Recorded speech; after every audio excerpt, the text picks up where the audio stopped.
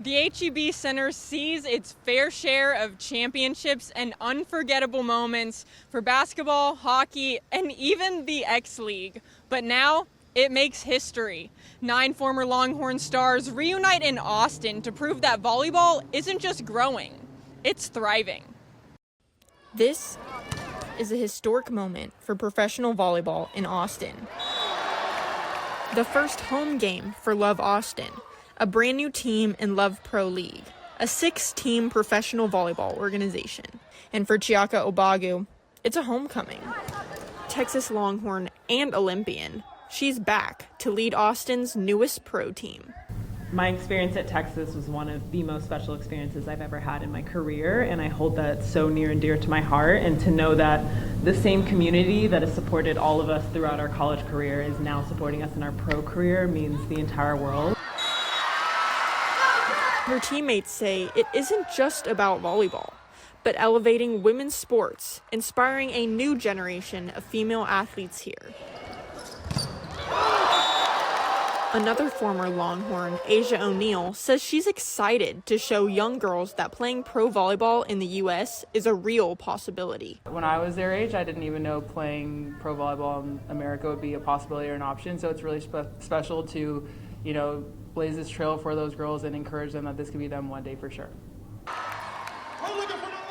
And Obagu says Austin's energy and support makes this moment even more powerful. She says this city was clearly hungry for another professional team. All of us, when we're out and about in the city at a grocery store, there's so many people who are engaged and excited for this to come. So hopefully we can continue to give them a good show.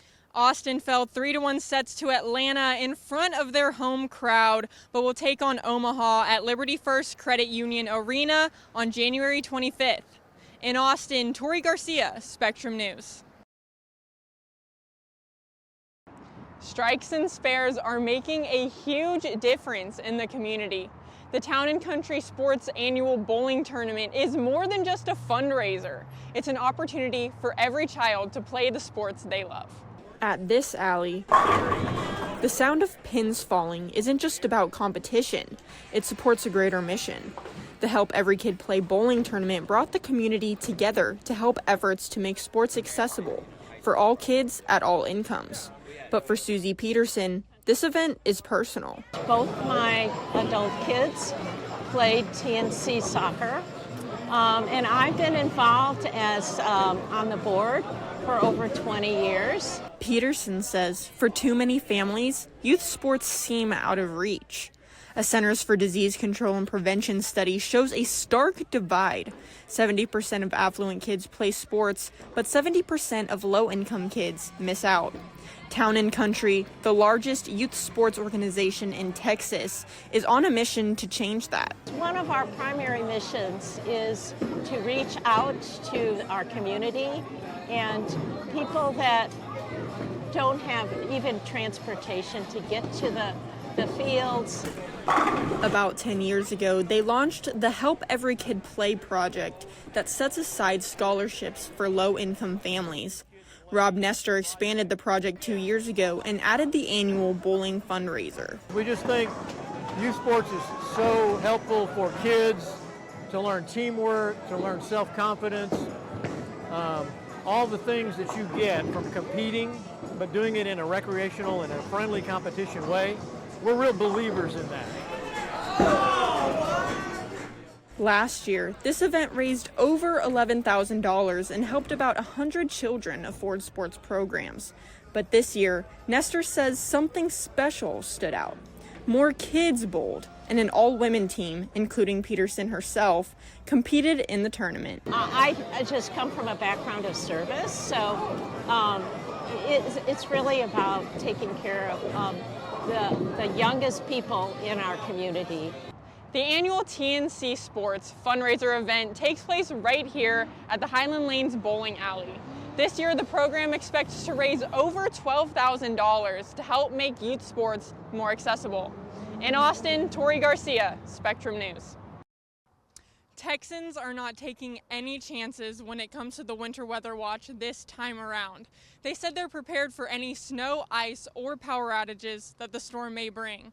I spoke with several people outside of a local HEB, and they all have one thing in common: stocking up on the basic necessities. As the first Texas winter storm of the new year blows in, people are out shopping to prepare for a freeze, just in case. I got some soup at home, so I got some stuff to make baked potatoes and mac and cheese, just like warm filler meals to get through the cold nights. Shoppers say they've noticed the necessities flying off the shelves. The canned foods were basically all out.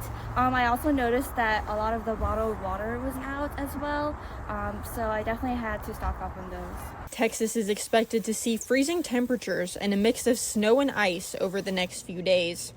ERCOT issued a weather watch through Friday due to high electricity demands throughout the state. Some here say the cold is a nice change from the scorching sun. I love my jacket. This was a Christmas gift a couple years ago, and so I finally get to wear it because it's cold enough. But for others, it's a reminder of the damage a freeze can do when not prepared. We had to use like the portable stoves to cook food and everything, so it was a chaotic time for sure. In 2023, a historic ice storm overtook Austin, and more than 200,000 residents reported power outages from frozen trees that fell on power lines, including Helen Wen and her family. Being stuck without any electricity or any food is very concerning, especially since there's a lot of elderly in our family. But this time around, grocery shoppers like Wen take initiative and make sure their pantries are stocked. We are definitely more prepared this year than the last time that came around. We definitely stocked up on food and made sure that we had gas and propane and that sort of stuff. The city urges people to keep in mind the 4 Ps when preparing for a winter storm: people, pets, plants, and pipes. In Austin, Tori Garcia, Spectrum News.